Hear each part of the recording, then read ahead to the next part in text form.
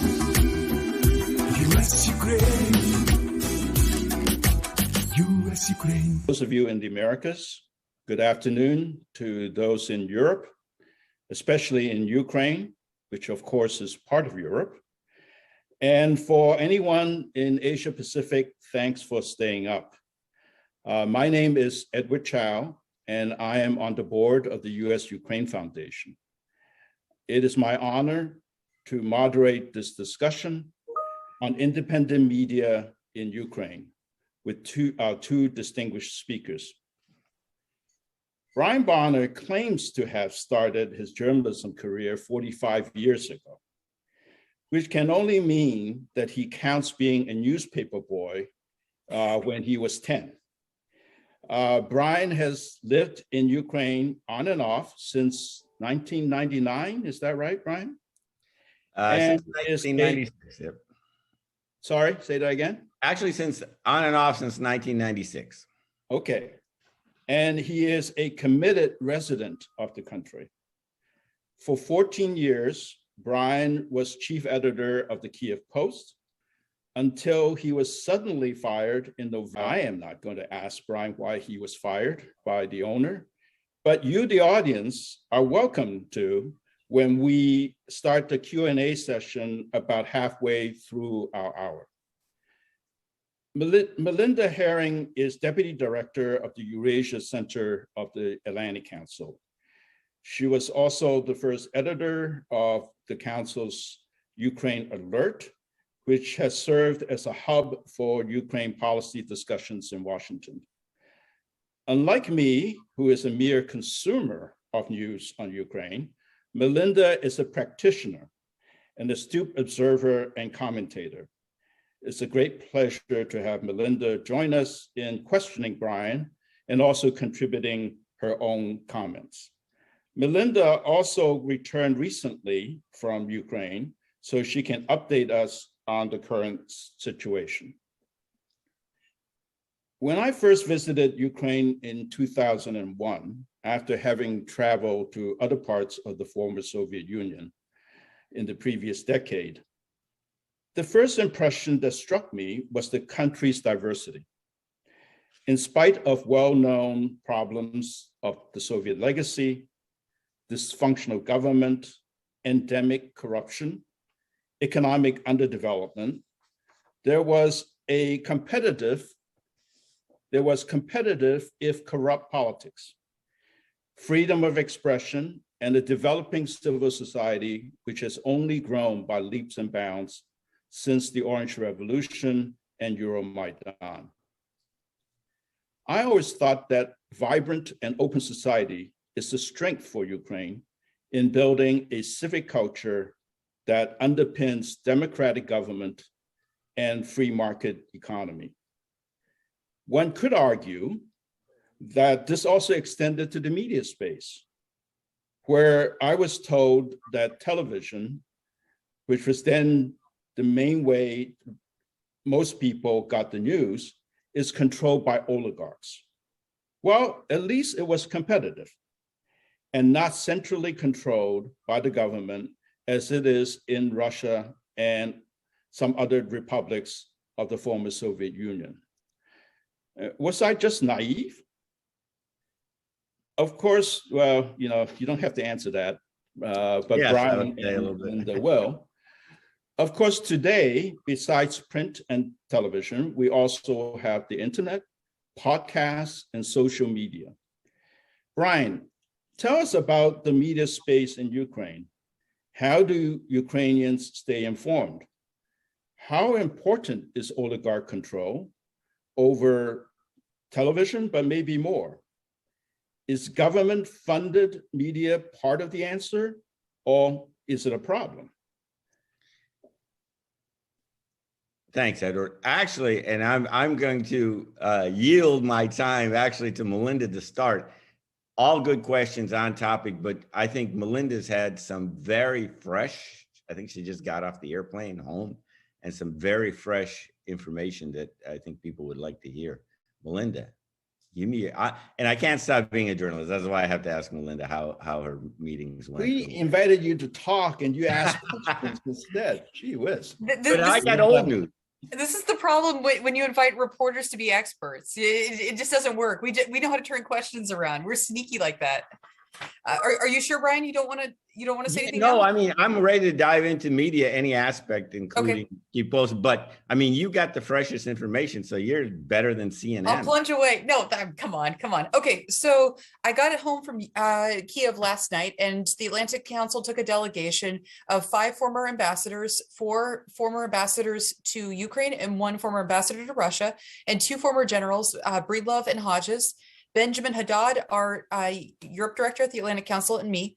And we spent a day and a half in Kiev. And the point of the trip was simple. We wanted to reassure the Ukrainians that we have their back and reassure them that the U.S. has its back. We met President Zelensky, the Speaker of Parliament, the former Speaker of Parliament, opposition leaders, head of Naftogaz, Yermak, Shafir, and Kaleva. And it was a very intense day and a half. We had a public event. We invited the media, and I've been working on Ukraine for a long time, and I've never seen media interest like this before, Brian. Everyone and their mother was there at this event. We had about 100 people at one of the big hotels at the Hyatt, and we had our delegation speak, and then we took Q&A and tried to make it interactive. And we talked about economic issues. We talked about security issues. And it was useful. I wish we would have had more time. We could have used another hour to have a real discussion. So is summary, bottom line judgment, there's a weird mood in Kiev.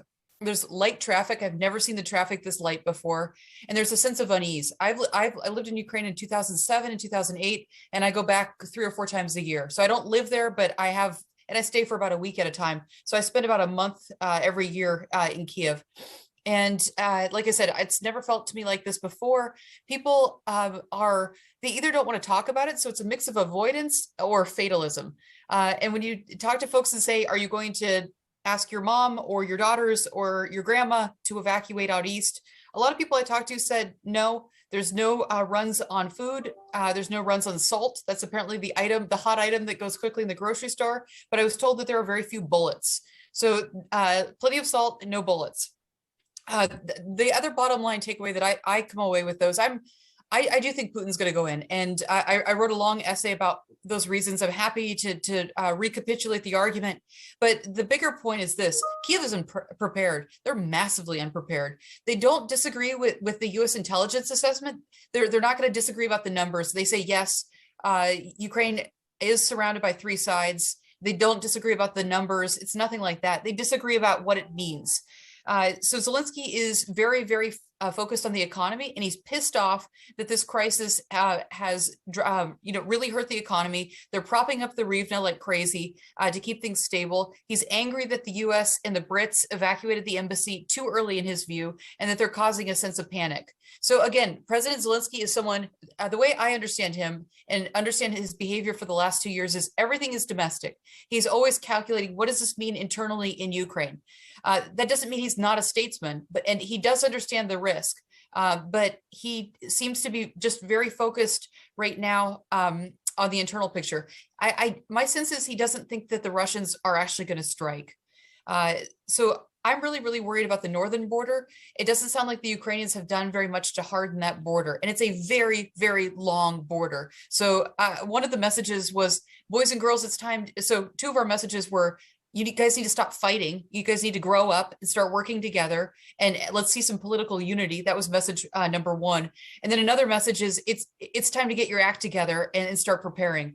The Ukrainians are working on activating territorial units in cities. But then I also heard some troubling stories of the presidential administration apparently got wind that one city in particular was organizing, and they tried to shut that down. So the presidential administration is really intent on keeping calm and trying to emphasize no big deal. We're surrounded by 3 sides. We've been at this for 8 years. We know how to respond. So I think the message is let's hope and pray that spring comes soon and that we survive this threat once again, and that mud season will be here and it'll be more difficult for the tanks to roll in. Thanks for the chance to give you a glimpse of what I saw. I'm sure that'll update and buying Brian some time to answer my tough question. how is the current crisis, and we see it outside of Ukraine as a crisis, being covered in the media in Ukraine? And is there a difference between what, quote, independent media is saying and what oligarch-controlled or government-influenced media?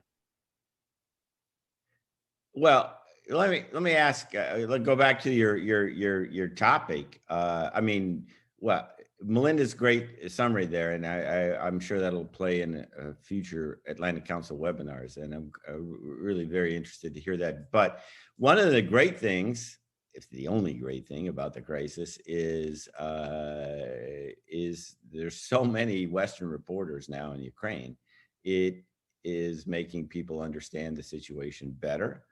And I think this is an issue where everybody's on the same side. I mean, it is or should be on the same side. Political rivals, independent media, non-independent media. I mean, I think when Ukraine's survival and defense is at stake, there is a unity. You focus minds. Now, assuming we get out of this thing, then peacefully, and Russia backs off, and we go back to some sense of normalcy, I think Zelensky is going to be back in political trouble, partly because of what his posture toward the media coverage, and partly because he's got no success to show in terms of fighting corruption, or even showing that he's interested in fighting corruption, other than as a way to settle political scores. So back to your main point, your overall, I'll give you the summary, and your overall question was, can independent media survive? Yes, in Ukraine, for many reasons, and many that have to do with Ukrainians' desire to, resistance to autocracy and dictatorship and censorship. Can it thrive? No, it's not thriving at all. For those who don't know, the Ukrainian media landscape is heavily dominated by oligarchs and their political agendas.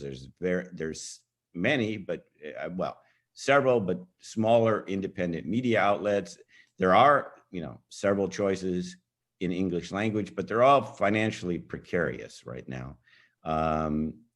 Part of the problem, not just with the oligarch ownership and oligarch financing, and oligarch financing has extended to everyone here. Atlantic Council, Ed Chow worked for DTEC.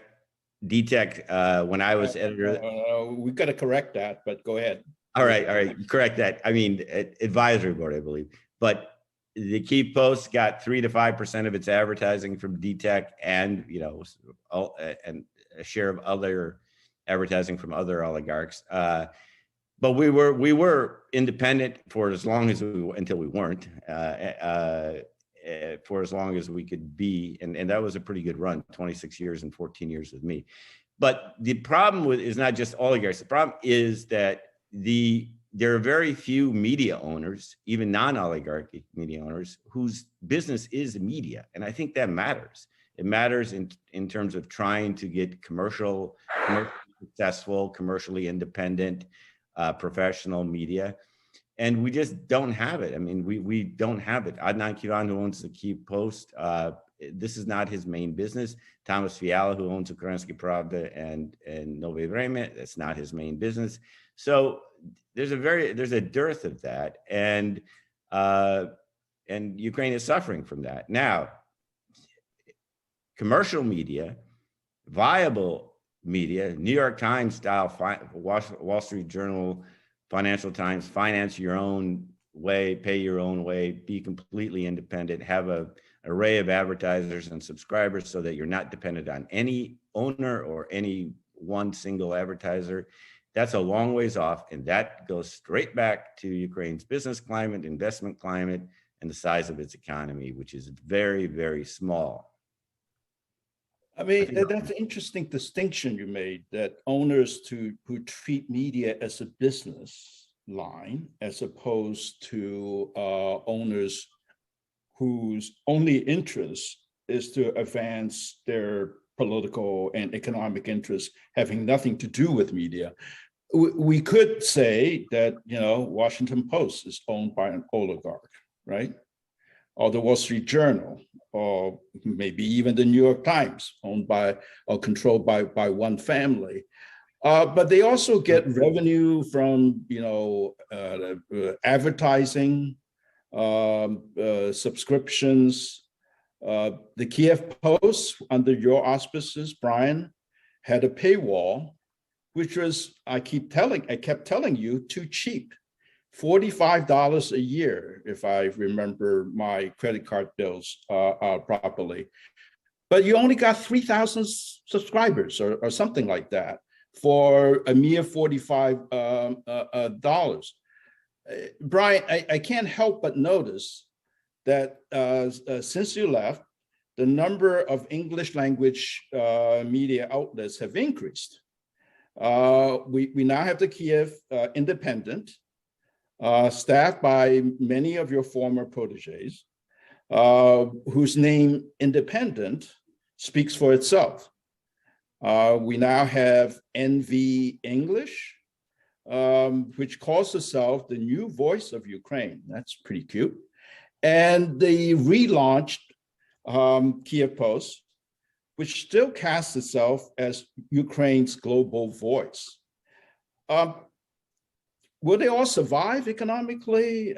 How do you rate their prospects, Brian? Well, let's go start with the paper I used to know the best, the Kiev Post. We tried mightily to reduce our dependence on the owner. Unfortunately, I know we've not been profitable since 2008. That means since 2009, we've depended on first Mohammed Zahor, who owned us until 2018, and then secondly, Adnan Kivan.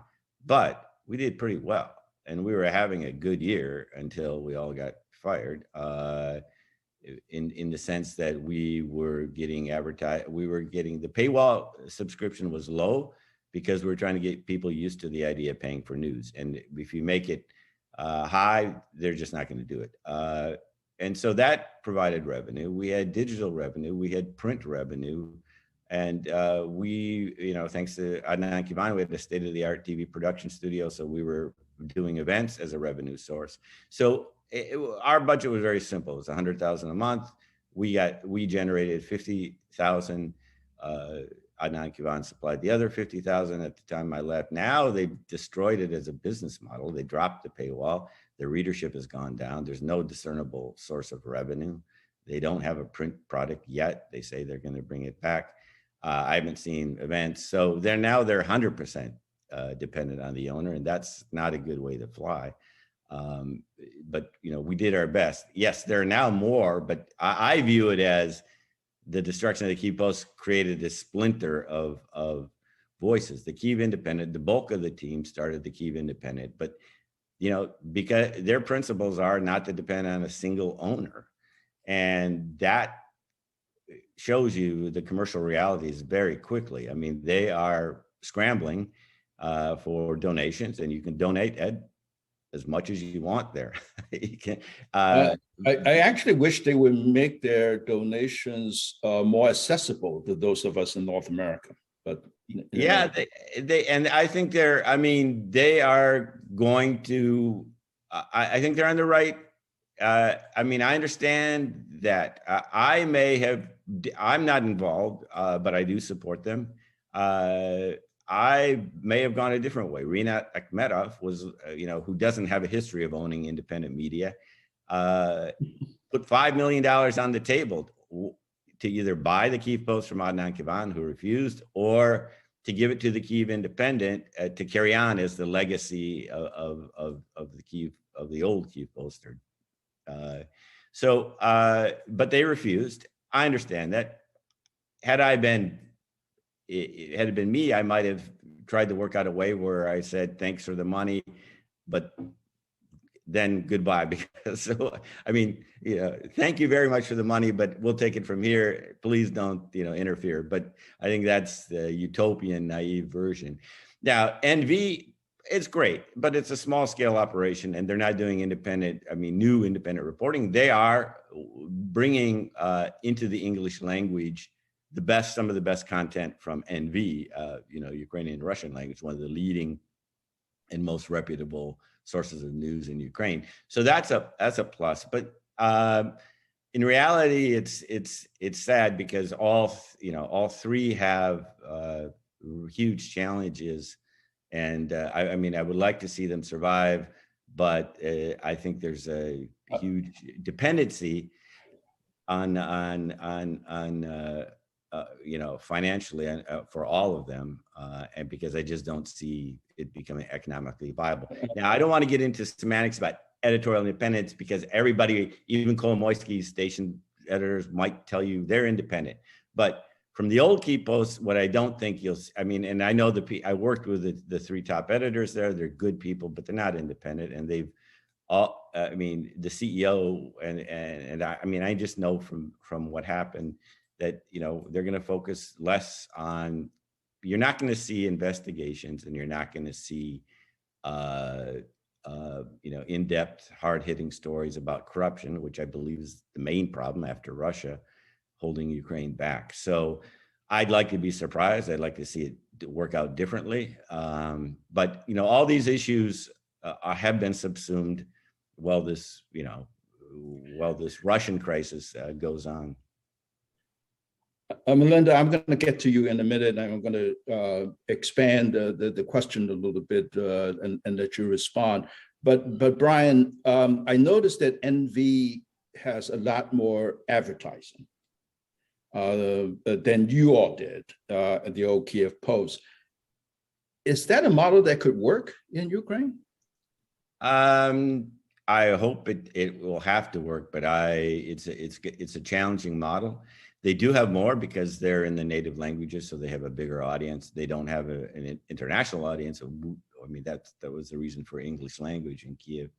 But I don't see, then there are some ethical nuance issues. I mean, sometimes advertising is not clearly labeled, or the blur of the lines between what is advertising and what is news. That's a whole nother journalistic ethics debate. But the trend is not good back to politics. The trend is not good as we enter into a new election cycle with parliament and the president, mainly because Zelensky has shown himself to be very thin-skinned, very vindictive, I think, when it comes to trying to and his people trying to silence voices that are critical. So that's a whole nother discussion, but maybe Melinda wants to jump in. I'd love to hear too much time. Views on this, but I also want to ask her, those of us outside of Ukraine and have a really strong interest in keeping objective coverage in English from the country, from inside the country itself, so that we understand better developments in Ukraine. How can we help, or how should we help the outside world in making sure that independent media space, not just in English, but also in English, is available? Thanks, Ed. So I wanted to piggyback on something Brian said. Yes, the Kiev Post closed, and you see a multiplicity of new voices in the English language in Ukraine, and I think that's fantastic. But it wasn't just the closure of the Kiev Post. I think that's the most significant, but it was also the recent escalation. Right as the Kiev Post closes, you've never seen more demand for English language news. And now I just got back from Kiev, and I've never seen so many Western reporters on the ground. So there's massive demand for accurate information about Ukraine, and information that's been fact-checked and it's written in a professional way. So there's great demand for the Kiev Post, and it couldn't have come at a worse time. But I am encouraged to see more great outlets taking things up. There's also Ukrainska Pravda. They're entertaining the idea of doing English language as well. I don't know that they've started it, but they're considering it. And then there's also Ukraine Alert. We sit in Washington, D.C., but we have an editor who lives and works in Kiev, Ukraine, and we have a lot of contributors. We can't compete with a regular newspaper. We just don't have that kind of reach. But we do definitely add to the discussion. So what can people do? I'm sorry, the best thing you can do is get your wallet out. That's the best thing that you can do. If you really want good English language content, you can either write if you're an analyst, or you can write a check and continuously support it. And also when these editors get into hot water, speak out on their behalf. Brian has been in hot water many times because he is an honorable man and he speaks the truth, and the authorities hate him there. They all do. And so when he gets in hot water, his friends in the West stood up for him. And we need to do that for any of the journalists in Kiev who are risking their neck. Should opening up our wallets include international organizations, NGOs, Western democracy promotion agencies? I remember when I first went to Ukraine, the Ukrainian Pravda was translated into English. I assume, I have no evidence of this, I assume that there's some Western taxpayer subsidy to provide that service so that we can get the news. And then that funding apparently disappeared and they stopped doing it.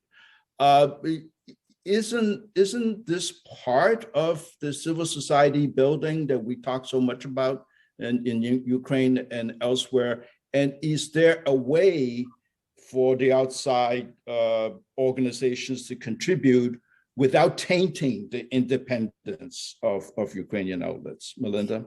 So that's a great question, Ed. And sustainability is the watchword in the NGO world. So they probably, most of the papers we've talked about, receive some kind of seed money in the beginning days, right, to get these things started. But AID in particular, I used to manage AID grants. So I guess I can give you just sort of a rule of thumb. AID doesn't want to continue to give and give and give. They want to see some sustainability. So that's going to be a problem. Should civil society money from Western governments support independent media? Yes, absolutely. And frankly, supporting independent media, I think, is the most important thing that we do in the civil society bucket. A lot of it is a complete waste of money, and you will have a far greater impact if you can make a 30-year commitment to a place like the Kiev Post. It just doesn't fit into our bureaucratic framework, unfortunately. Brian, any thoughts on this? Well, I agree with Melinda. I mean, I've seen, grants have played a significant role in helping independent media, and as well as U.S. government funding, Radio Liberty, Voice of America, et cetera. There's just not enough money to go around, and it becomes very political. I'm very frustrated that we were the closest to becoming commercially and editorially independent, which is a really rare feat in Ukraine, only to see it destroyed. As I said, the house I built burned down. And part of it is what Melinda talked about, is the funding. We saw for a while after 24, they'd start up new sites about Reform Watch, and then they go away. And I like, come on, guys, invest in, the keep, as I always said at the old Key Post, I mean, even if we didn't get our owners' money or grants, we would still be able to stay alive because we had commercial viability. Now, I think that should be the focus, as Melinda said, long-term sustainability, but that still raises, the question of political vulnerability. And we've shown that. I mean, our example at the old of the Key Post showed the limits of editorial independence in a nation where the authorities remain hostile to independent journalism and independent journalists. So that's, aside from the financial, you got the political issues. Thank you. I want to remind our audience that I will be reviewing any questions that you submit through the Q&A function on Zoom. Don't send it through chat because I'm not looking at that. But we're about halfway through a lot of time, and I will be reviewing those and submitting them to Brian and Melinda as time allows. What about kind of the local media in Ukraine now, and not just national media? Russian language press versus Ukrainian language press. There was a Tatar television station on Crimea that was independent. What is the status of that? So can you talk a little bit about the local media space as opposed to the national media space in Ukraine? The other point I want to bring in is that, there have been always rather worrisome signs of pressure on investigative reporters in Ukraine. They've been threatened, they've been beaten up, and otherwise injured. There are very particular cases of people who were murdered. Is that condition improving over time, or is it stabilizing or deteriorating? Brian?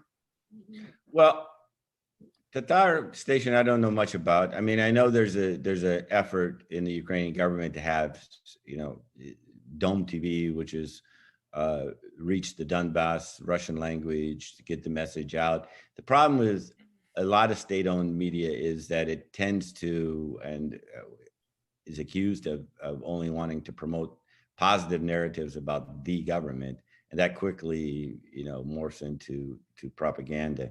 About the murders, there's still a real threat, physical threat to journalists. I think if they step out of line, we only have to remind people that the murders of Georgy Gangadze in 2000 and Pavlo Sherimet in 2016 have not been solved. That's all. It's pretty much says it all. But the larger problem is, I see, and I've been editor.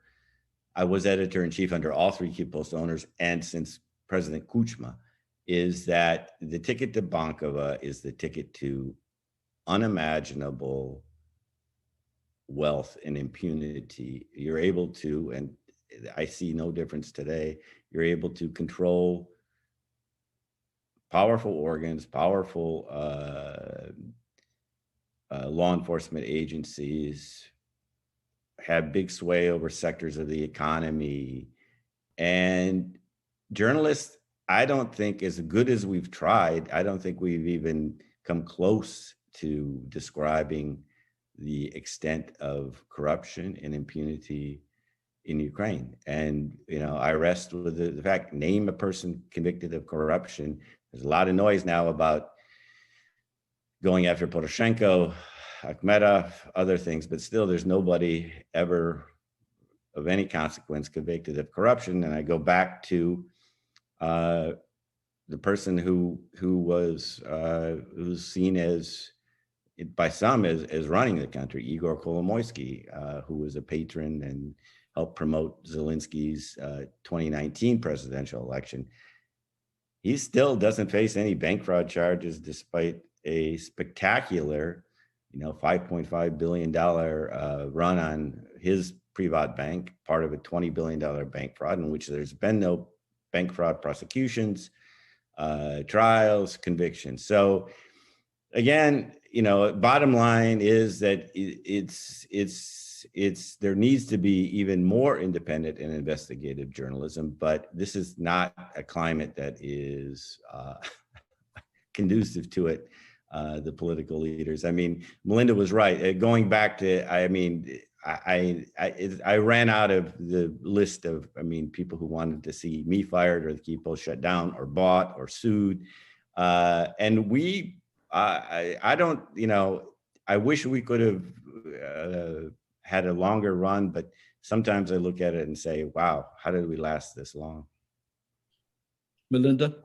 Sure. So it's very easy for me to sit here, Ed, in Silver Spring, Maryland, and thunder about Poroshenko. He hated my guts, and others do as well. It's very easy and comfortable for me to do that. But people like Brian stick out their neck every day. And I'd say that the editors and the writers at RFERL schemes are fantastic, and they also put themselves in danger all the time. It is not easy to be a journalist. And as we've seen in the last couple of months, there's been intense pressure on independent media media, and this includes at the state channel. And that's really gross, and it's something to watch. We know Zelensky doesn't like criticism. He's very thin-skinned, and you will hear from him if they don't like your coverage. They will personally complain to you. They've personally complained to me. They've complained to my boss. So they are really trying to limit the circle of criticism. And they also, the other gross thing that they're doing is they don't allow their surrogates, so they're servant of the people MPs on television shows if they don't like your editorial line.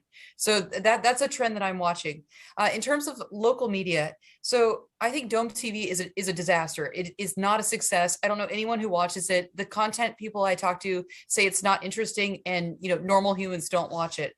I think there is some good content though that's being done. It's independent reporting in the Donbass, and yeah, there's a lot that sort of flies below the radar. But I think that the best and most independent newspaper is definitely Novovremya. They have a sardonic, sarcastic wit to them. It's well written, and they're fearless. They're absolutely fearless. Of course, they're independent, and they can afford to be. Ed, I wanted to say one other thing that we haven't talked about. There's a virtuous cycle between the English language media and the Ukrainian language media. And here's how it works. So when I was the editor of Ukraine Alert, we were publishing 6 to 10 original articles in English every week. Sometimes it would be you, sometimes it would be me, sometimes it would be Dr. Andres Oslin, the great experts here in Europe, in Washington. And then Novovremya would translate those analyses, and they would be published in English, in Ukrainian and Russian. So we had the cycle where we were sharing content and putting even more good independent content out into the ether. And everyone's picking up our content. Brian picked up our content. The Kiev Independent picks up our content. Gordon.ua picks up our content. So even outlets that are not independent, we are having an impact on shaping the media that's not independent. So, as much as editors can be generous and engage in as much sharing as possible, because you can affect even outlets. I agree. It's a small fraternity, and besides, Atlantic Council's Ukraine Alert, which we heavily depended on in our op-eds and to understand what's going on. They assembled the great writers. We have small players like Euromaidan Press, Ukraine World. What are some others? And before he got dumped, and I think there's another thing worth mentioning, is Jim Brooke, former New York Times correspondent. He used to run a well-read, business newsletter that came out daily, and he had, I think he got sacked because his editor's notes at the end were pretty sharp and insightful. This is my reading of the situation. His voice is no longer there in Ukraine. So there's going to be— His whole publication is becoming virtually unreadable in English, by the way. I know, because Jim's not involved. So I think I mean, listen, they got me, they nailed the key. I mean, I was told that they were going to teach us who's the boss, and it turned out not to be us, and lesson learned. So Melinda made an interesting point about international media.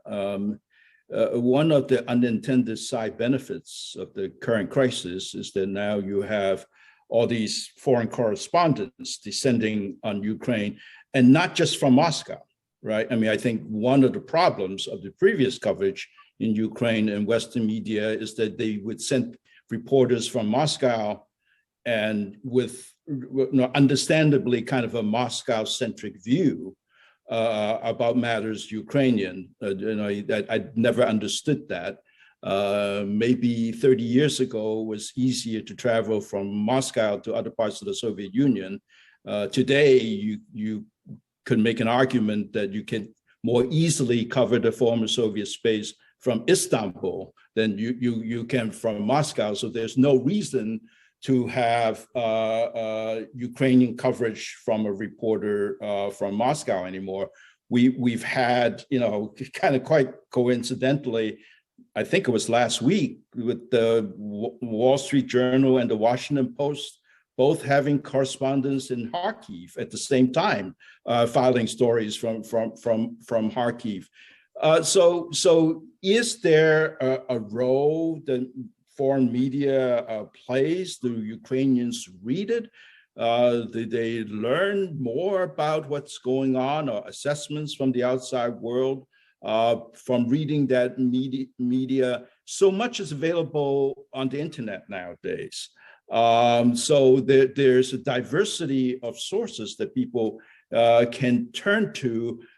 Does that diminish the power, particularly of oligarch-controlled television, for example?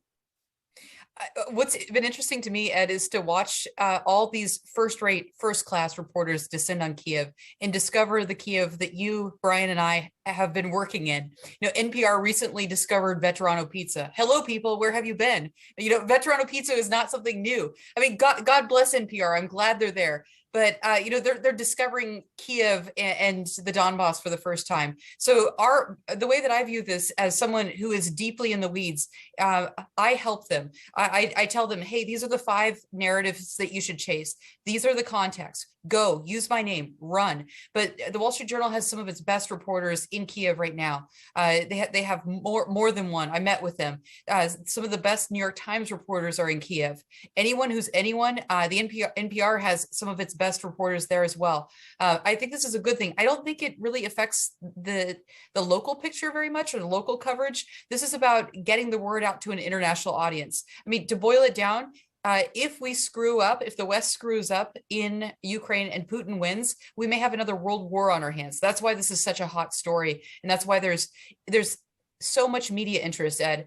Every editor I have ever worked with is begging me to file right now. I've never been, in such great demand. So it's a good problem to have. It's a good problem that people are interested. It's not good for I don't like the reasons, but I'm glad that people are finally giving Ukraine a shot. And I think that, yes, it's unfair that outlets usually send correspondents from Moscow, and they may come with a lot of baggage, but it's also convenient. Most outlets can't afford to have someone in Kiev and in Moscow. And honestly, the people that they send to Moscow are generally first rate. Brian, any thoughts on the role of foreign media? Well, we can only hope Ukraine remains the top story for a long time, for the wrong reasons this time. I mean, I really hope the crisis goes away, because, the peace will, and we get back to peace. But what it has happened is, I think there's a greater understanding among my American friends and everybody about what the issues are, what is at stake here, who's the bad guy, who's the aggressor, who's the victim, what Ukraine is doing. But there's still a lot of room to go. I mean, you still get, and Ukrainians have landed op-eds in the Washington Post, and Melinda's right. If you got a hot writing hand, you can get published now about Ukraine anywhere. The demand is pretty high. But you still have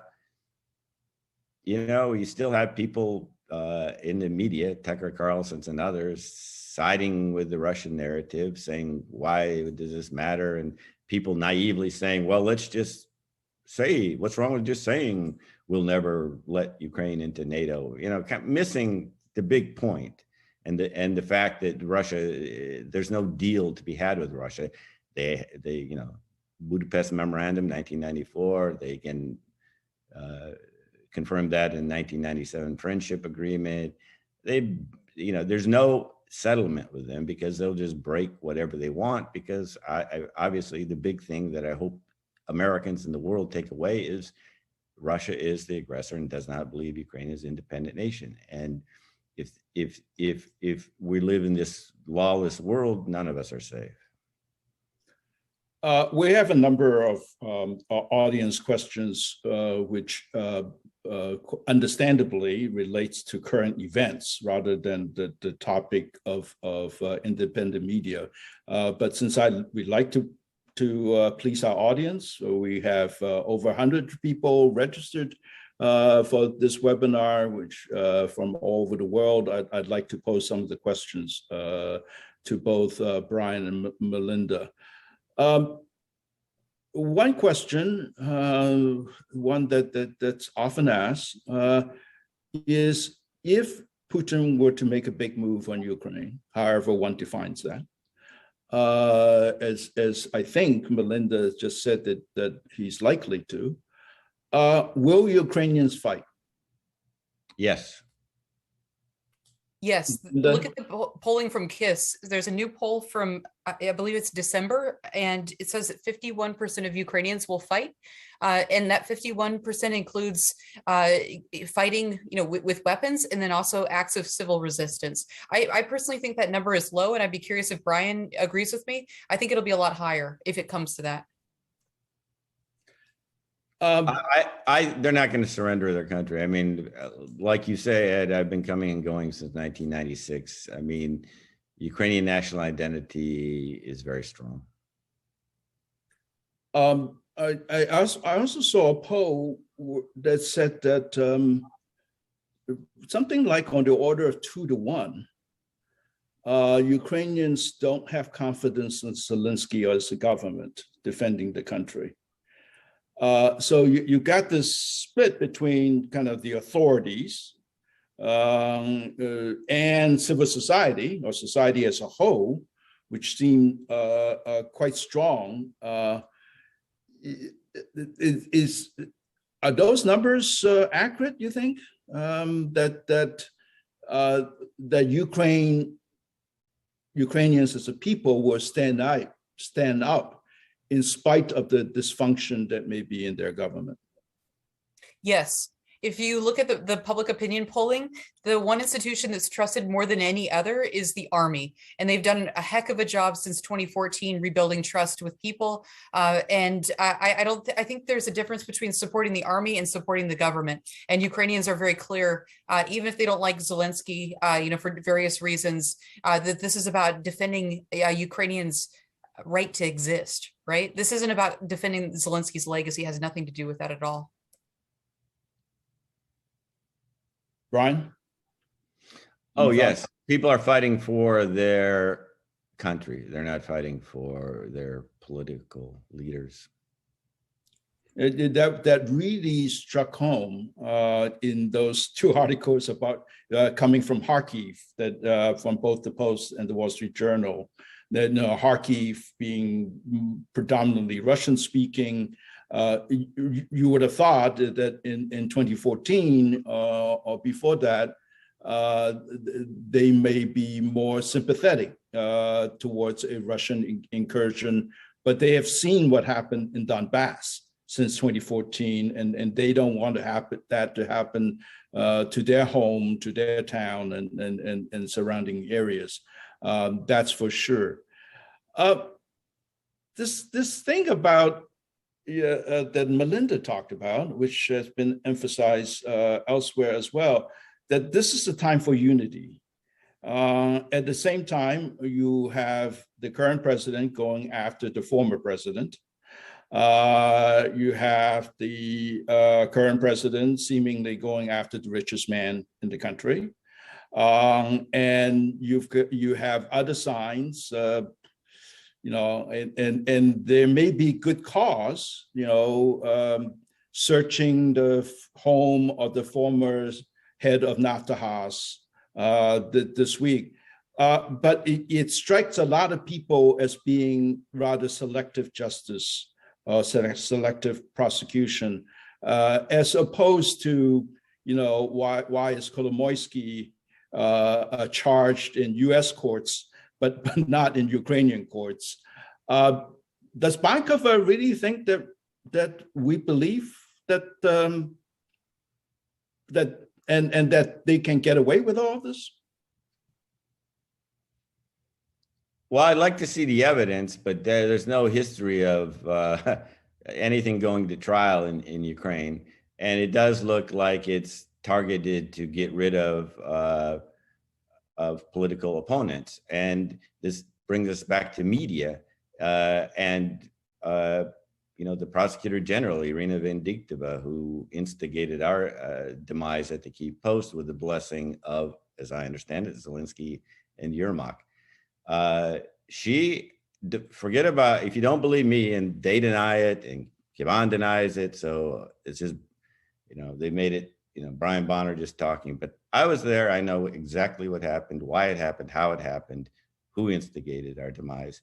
But leaving the Kiev Post aside, look at what she's done to other people. She sued Ukrainsky Pravda and the National Anti-Corruption Bureau of Ukraine for a report about her husband,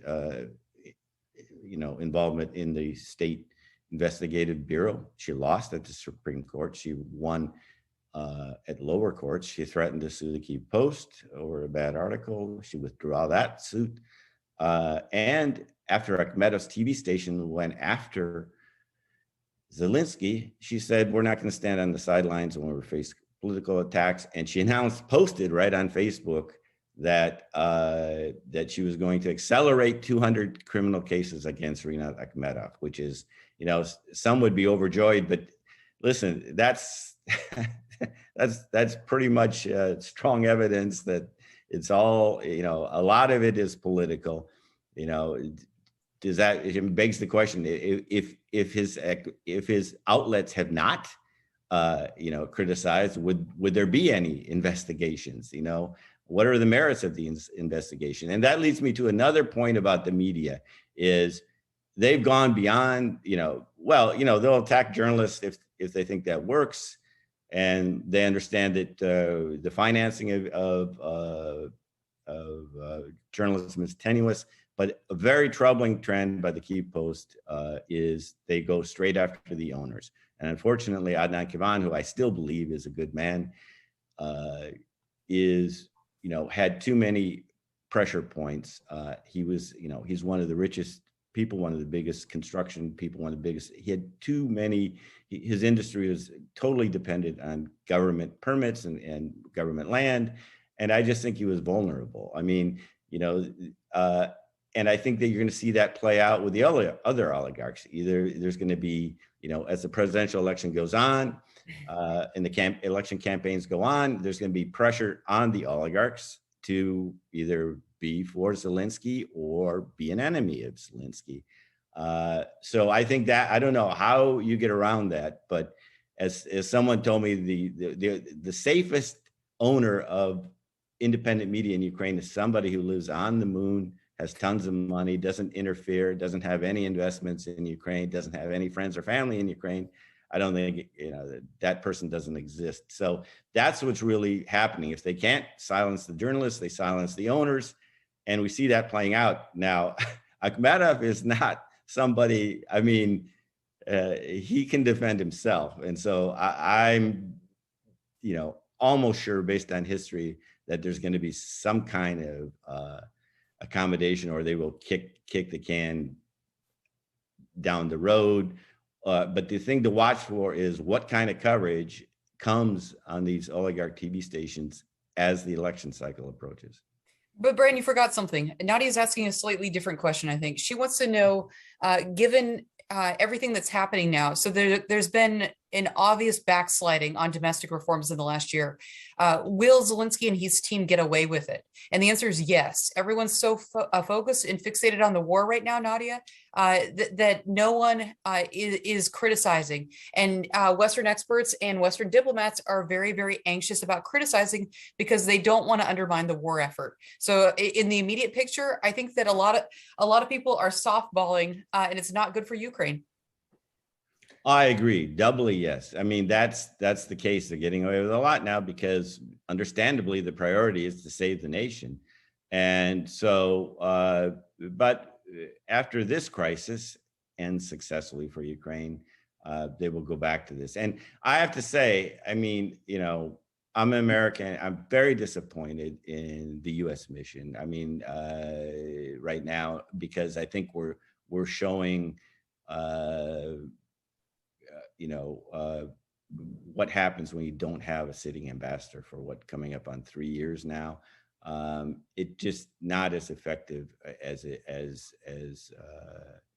has been, as I remember it to be, and as it can be. And I don't think that's because the people there are bad. I know many people at the U.S. Embassy, good people, but I just think that you need a strong ambassador of the But can we not walk and chew gum at the same time? I guess is my question. Have we not seen the mistake of supporting a nation, but then kind of anchoring ourselves to particular personalities, whether you're talking about Afghanistan or Iraq, where the politicians are known by their own population as being highly corrupt and dysfunctional. Is there not a way of supporting the country without supporting specific political leaders? And is there a role that a free press should be playing to highlight the contradictions? Well, I think, Yes, and yes. Go ahead, Brian. You explain. I mean, I think, yeah, supporting civil society and independent media are great. We relied on civil society very much because I think the solution to corruption is solving corruption, fighting corruption is going to come from Ukrainians, not Western embassies. But first you have to shine the light on it, right? Right. You have to shine the light. And that's where the free press comes in. Yes. And that's where, I mean, you know, embassies with spine matter, and embassies that will speak out and call it as they see it. The U.S. got so gun shy after the Trump impeachment that it's I mean, they become useless sometimes in sort of this battle, or stayed out of it because they were worried about interfering in domestic affairs. You know, that goes back to Lutsenko and Yovanovitch. The other thing is, I mean, I've been elected, and I just got elected before I got fired to another term of the European Business Association, and I was also an elected member of the American Chamber of Commerce. I'm not going to let them off the hook. They need to speak out more loudly about a general business climate for everybody. And from the inside, they seem more concerned about, you know, their members, of course. But if your members are taken care of, all that means is you have enough political power to take care of your members. I mean, if the prosecutor closes an investigation that shouldn't have been opened, that's not progress. So, you know, unfortunately, the investors that we do have are, you know, as long as they're okay, you know, they're staying silent because they don't want to lose their insider access, because, you know, the ministers and the politicians and the lawmakers change all the time in Ukraine. So they really want to be with on the inside. That's not going to get Ukraine anywhere. I mean, I love Ukraine, but who's going to invest there now? Who's going to take it seriously as an investment destination or a tourist destination? To be fair to the diplomatic corps, I'm assuming that they are doing this privately. The question I have for you, Melinda, and you're shaking your head that maybe they're not even doing it privately, is that even if they were doing this privately, shouldn't they also at this point be doing it publicly as well, in order to underscore the point at a time when, frankly, the Ukrainian government needs external support? You would think so, Ed, but no. They are not very critical, and even in private conversations. And I think you also have to consider who's in government. So my good friend, former Prime Minister Alexei Honcharuk, says, if you want Zelensky and his team to understand that you're serious about conditionality and reform, you have to speak in the most plain spoken language, and it has to come as a threat. If you will not cut off assistance, they will keep doing the same thing over and over again. So part of it is the diplomatic language is not something they understand. Remember, this is a team that hasn't even been in the city council, right? So they've had a lot of learning to do. And these sort of diplomatic niceties are lost on them. So if you want Zelensky to understand that you're serious about cutting off assistance to civil society or whatever it is, you have to use very plain language. And I don't know that we've done a very good job of that. You know, and a lot of folks here are very insistent that if we start to call them on the carpet, I mean, there's many things that the West should be calling Zelensky on the carpet for right now. We still don't have a special anti-corruption prosecutor. The president promised Biden a special a SAPO prosecutor back in September, and then they canceled the competition at the 11th hour.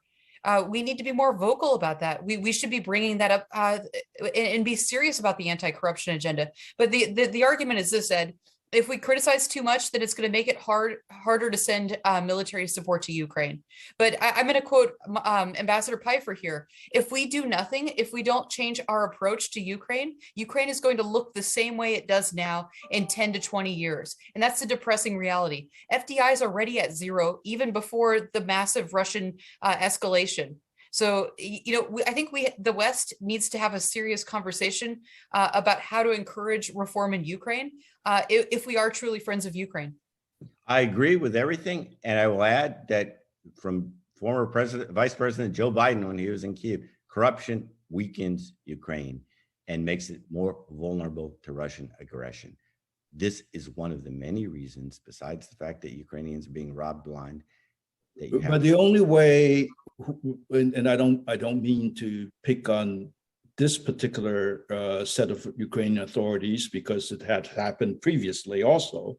The only way they are going to take us seriously if we speak publicly as well as privately, and we actually follow through on conditionality and tough love that we like to talk about but hardly ever practice.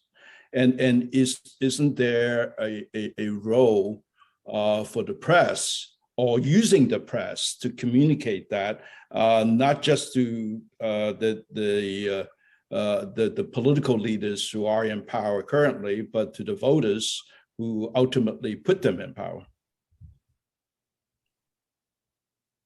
I guess I'm not going to let you journalists escape responsibility for the state of. Yes, there is a role, but we don't have, But we only speak for Brian Bonner and Melinda Haring, and we don't speak for the U.S. government, right? When you speak in the voice of the U.S. government or the French government or the British government, that's a heck of a lot of power. We can use our voices, and we do regularly. Brian and I are not shy, but it's not the same. The answer is both. As many voices as possible. That's right. We're not in a position of authority. I don't even have a job, so we're in this situation. But I was at private IMF briefings. They gave the last tranche. They said, "What about this reform? This reform? This reform? This reform?" And they redefined the credit, saying, "Well, this is actually a COVID stabilization loan." I said, "Oh, please." I mean, so you guys are just going to forget about your demands or your requirements. And you should just not even have if they're not requirements, don't even say they're requirements. I mean, just give them the money and say, "Hey, enjoy." I mean, it's frustrating. It's very frustrating, some of this, but there's only so much we can do. So Brian's hoping for this new owner from Mars. Your last two owners were from Syria and Pakistan. I don't know what's up with that. Aren't there Ukrainians who would want to support media like Kiev Post? Aren't there Westerners who would want to do that? There's a question that came in on how to support the Kiev Independent. Check their website. I think there are at least two ways that you can support them directly. But how do we make the economics of independent media, and I would say particularly English language media, has a special role to play? How do we make that more robust? Is there a way of doing it? Brian? In the short term, it's going to be generous grant funding because for the reason we talked about, the investment climate, the economy is very small. It's going to have to be, supporting, I think, the owners of independent media. And you're right, they've all been foreigners. All three owners, and I work for all three of the key posts, are foreigners. And Thomas Fiala is a foreigner. He owns another big independent media organization. There's a reason for that. Ukrainian owners, I think, are more susceptible to pressure, and a lot of them, their audience is Ukrainians, and the English language media has a completely different, I think, or not a completely different role, but a different role. I mean, in the sense that we want to get Ukraine's story out.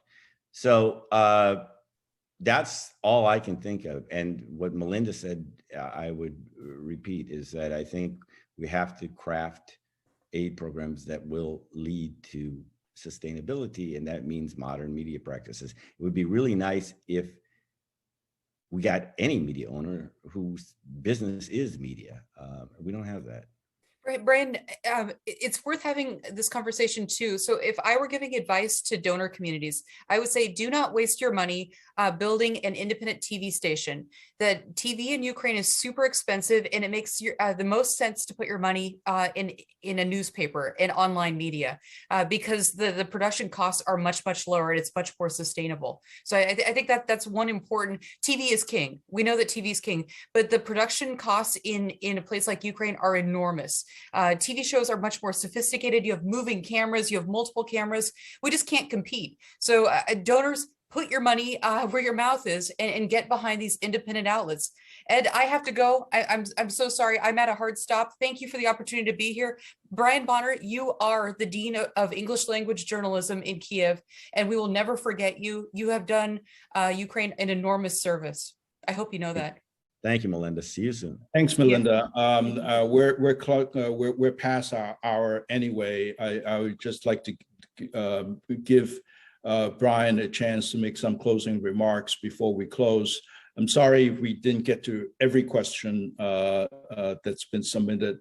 Brian, you know what Melinda was just talking about. If let me give you a hypothetical. If a large U.S. foundation, well-known U.S. foundation, were to give a startup grant for over 3 to 5 years to an organization like the Kiev Independent, would that work? Would that taint their objectivity and independence because it is U.S. funding? It'll be used by the Russians and others to say that this is American propaganda. How do we move forward given the acute need that we all see? Well, they're always going to be subject to those accusations. External control, that's Putin's favorite thing. But I don't see that the money is going to come from inside. There are ways, and there are organizations to ways to construct these grants that puts it a little bit at arm's length, but the donors want to see results, and part of the results, I think, is to have the viability, sustainability, like I know the Kiev Independent is trying to do financially, while maintaining editorial independence. But I have to say, I mean, the closing is we're in a huge crisis. We all love Ukraine. We should put our differences aside, and we should work together. U.S. Ukraine Foundation, Atlantic Council, many Canadian groups, many diaspora groups. This is really, I hate to say it, Ukraine has been in so many crises, but we have to get through this one. And that means staying together and helping each other out. I do believe, like Kurt Volker recently wrote, that Ukrainians will prevail. They will prevail. But that's not to say it's going to be easy. I mean, we all know the Russian military has much stronger capability. But again, as the U.S. experience in Vietnam, Iraq, Afghanistan showed, and Soviet experience in Afghanistan, there are limits to military power. After that, then I think we're going to have to sort out some of these issues of media. But right now, I think there's a huge opportunity while the world's attention is focused on Ukraine, is to get your voices out into the media. Well, every media outlet, and I've heard from many of the top world media outlets, well, everybody's focused on this. Now is the time to educate people on Ukraine and do it in a positive way. And I think this media, this saturated coverage that we're having, that the United States is having now in other places of the world, is helping us educate people on the problems of Ukraine, but it's also its history and its importance. So I guess I'll leave with that. If it's an optimistic note, I hope, because I do believe Ukraine is going to prevail. Otherwise, I wouldn't live there. I mean, if I thought it was going to lose or not fight or not prevail, I would look at other options. But I'm staying. I believe 40 million Ukrainians are staying, and they have a lot of friends. And, Ed, you're one of them. You represent an organization that is very strong in support of Ukraine. So I'm hopeful. Thank you very much, Brian, for your time and for your wonderful contribution over many years in living, working, supporting Ukraine. In many ways, conversation validates to me as a member of the U.S. Ukraine Foundation.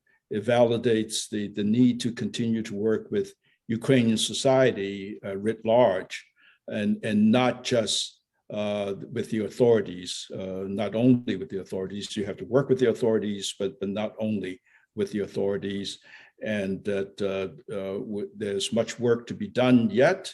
And we look forward to continue to interact with you during that journey. Thank you very much, and thank the audience for the attention. Bye-bye. Thank U.S. Ukraine. U.S. Ukraine.